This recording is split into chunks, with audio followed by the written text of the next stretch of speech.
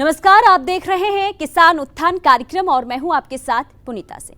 हरियाणा प्रदेश का एक कृषि प्रधान राज्य माना जाता रहा है। हालांकि अब हरियाणा दूसरे सेक्टरों में भी काफी आगे निकल चुका है, लेकिन प्रदेश में आज भी बड़े पैमाने पर खेती की जाती है और प्रदेश की जनसंख्या का एक बड़ा हिस्सा आज भी खेती पर निर्भर है। इसी कारण हरियाणा की मनोहर सरकार किसानों के उत्थान के लिए लगातार प्रयासरत है, ताकि प्रदेश में खेती को आधुनिक किया जा सके और किसानों की आय को दोगुना किया जा सके। इसी कड़ी में आज किसानों को मनोहर सरकार खेती के आधुनिक तरीकों को समझा रही है। खेती को आधुनिक तरीके से करने पर किसानों को खूब मदद भी सरकार की तरफ से दी जा रही है।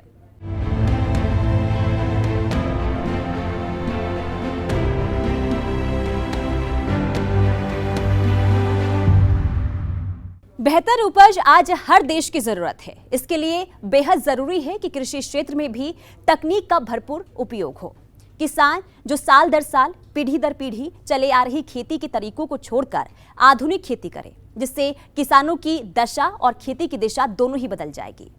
आज प्रदेश के हजारों किसान मुख्यमंत्री मनोहर लाल के दिखाए हुए रास्ते पर चल पड़े हैं और मालामाल भी हो रहे हैं। तो चलिए प्रदेश के कुछ ऐसे ही किसानों से आपकी मुलाकात करवाते हैं।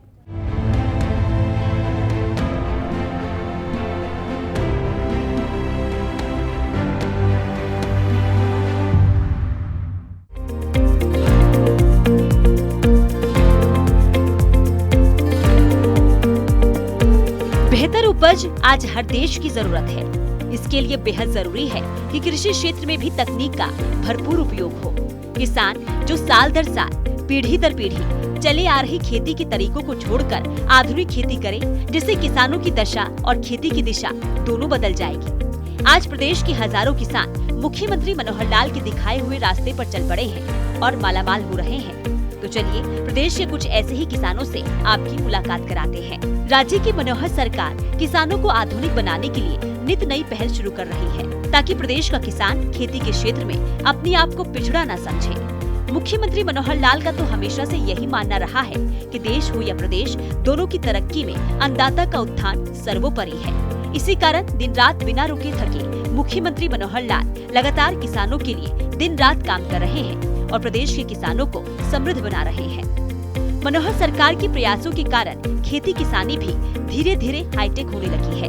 प्रदेश के किसान अब पुराने दिनों से चली आ रही खेती को छोड़ अब आधुनिक खेती की ओर आगे बढ़ रहे हैं। जहां एक तरफ देश के किसान कॉन्ट्रैक्ट फार्मिंग का विरोध कर रहे हैं, वहीं पानीपत के गांव उगरा खेड़े के किसान कॉन्ट्रैक्ट फार्मिंग कर कई गुना ज्यादा मुनाफा कमा रहे हैं। इस गाँव में अधिकांश किसान सब्जियों की खेती करते हैं। छोटा हो या बड़ा किसान, वो सिर्फ नाम मात्र ही गेहूं और चावल की फसल की खेती करते हैं। ज्यादातर अपने खेतों में सब्जियां लगाकर अच्छी लाभ ले रहे हैं। मुख्यमंत्री मनोहर लाल के प्रयासों से इस गांव के किसान कई सालों से सब्जियों की खेती करते आ रहे हैं। किसानों का मानना है कि ट्रेडिशनल खेती से उन्हें सब्जियों की खेती में काफी मुनाफा होता है।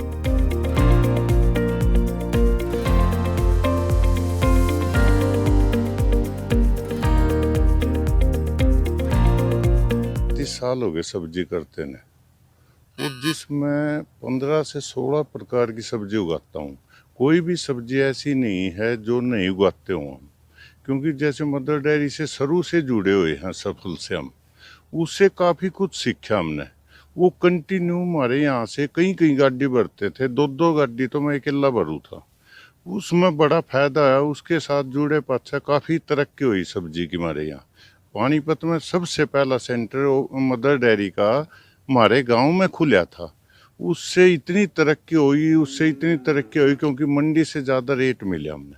अब तो कंपनी इतनी आएगी है, मेरे पास कई कंपनी आ रही हैं और मैं ज़्यादातर उनको भी दूँ, और मंडी में भी मेरा अच्छा रेट मिलता है। नाम से बिकता है सामान, जो भी सामान जाएगा, गोभी या क्या प्याज, कोई भी आइटम जाती है हमारे नाम से बिकती है।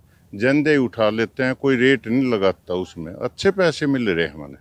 मैं एक तो ज़्यादातर एक फसल के लिए दूसरी फसल ज़रूर रखता हूँ। मैं भी जैसे आपने देखा होगा, करेले में घिया तैयार हो रही हैं, घिया चल रही हैं। कल भी एक किले में 6 क्विंटल के करीब घिया निकली है, जिनका रेट 30 से 32 रुपये किलो था आज रेट उसका। क्योंकि जो बागवानी की विभाग है ना, उनने हमारे को काफ़ी मदद दी, से काफ़ी वो मिला हमने। कितना एकड़ आपके पास है? मेरे पास मैं 45 किले सब्जी करता हूँ, मतलब टोटल पूरा का पूरा? पूरा का पूरा, जिसमें से एक आधा किला गेहूँ बोता हूँ, वो भी बिना खार के गेहूँ बोता हूँ घर के लिए। क्या कारण है कि तकनीक क्या है आपके पास जो और किसान भी उगाते हैं पर बेनिफिट नहीं ले पाते, तो उनसे क्या कहेंगे आप? हम तो यही कहूँ है भाई, देखो तकनीक तो हर आदमी तैयारी कर रहा है। कुछ आदमी, मैं आपके साथ गया खेत में, मैंने देखा गोभी के डंठल नीचे से तोड़ रहे, मैं थोड़ा ऊपर से तोड़ो, क्योंकि वजन देना हमने, तो वजन के हिसाब से हमारी सब्जी बिकेगी।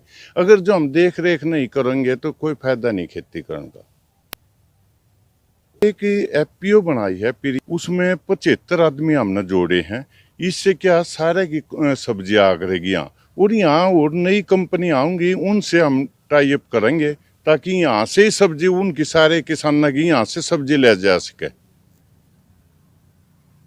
ऐसे तो शुरू में यहाँ ब्रोकली नहीं होती थी, रेड कैबेज नहीं होता था, हमने कंटिन्यू एक 12 के 12 महीने कॉलीफ्लावर यहाँ हमने पैदावार करी, जो कि पहले मुँह नहीं थी। यहाँ 3, 4, 5, 6 महीने तक रवा थी बस। इस गांव के किसानों का कहना है कि कई कंपनियों के साथ कॉन्ट्रैक्ट और कॉन्ट्रैक्ट फार्मिंग अपने खेत में एक साथ 2 फसलों को लगाते हैं, जिससे उन्हें मंडियों से बेहतर दाम भी मिलते हैं और उनकी कमाई भी अधिक होती है।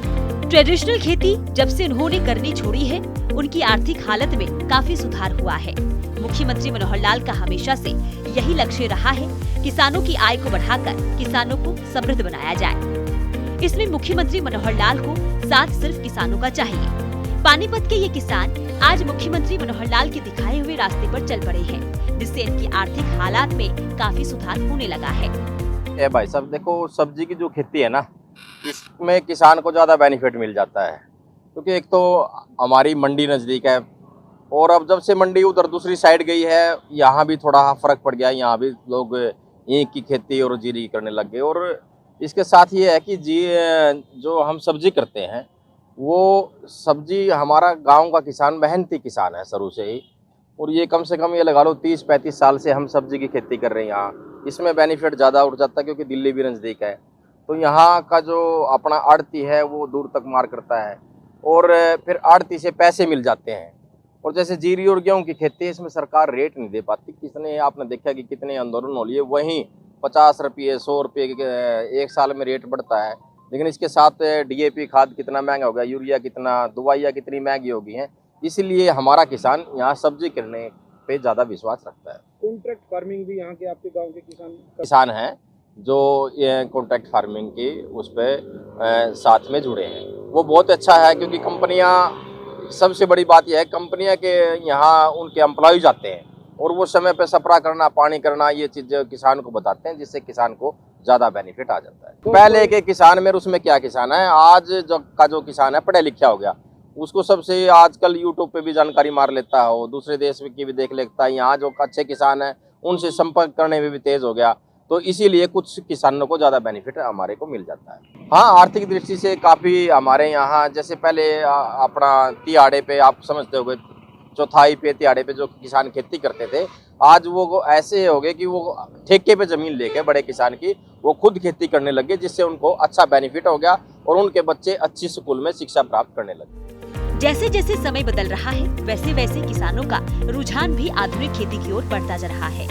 मुख्यमंत्री मनोहर लाल ने तो प्रदेश में किसानों के लिए इतनी कल्याणकारी योजनाओं को चला दिया है, अब किसानों के लिए खेती करना आसान और फायदेमंद हो गया है, जिस कारण आज प्रदेश के हजारों युवा नौकरी छोड़ आधुनिक खेती की ओर अग्रसर हो रहे हैं और लाखों की कमाई कर रहे हैं। ब्यूरो रिपोर्ट, सूर्य समाचार। किसानों की उन्नति ही देश की प्रगति है। इस सोच के साथ मुख्यमंत्री मनोहर लाल ने किसानों के हित में एक के बाद एक कई कदम उठाए, जिसका लाभ प्रदेश के हजारों लाखों किसानों को मिल भी रहा है। किसान अब परंपरागत खेती को पीछे छोड़कर आधुनिक खेती पर बल देना शुरू कर चुके हैं, जिससे छोटे बड़े सभी किसानों को सालाना लाखों रुपए की आमदनी भी हो रही है और उनकी हालात भी लगातार सुधरती जा रही है। तो चलिए दीजिए इजाजत, फिर मुलाकात होगी एक नई योजना के साथ। तब तक के लिए नमस्कार।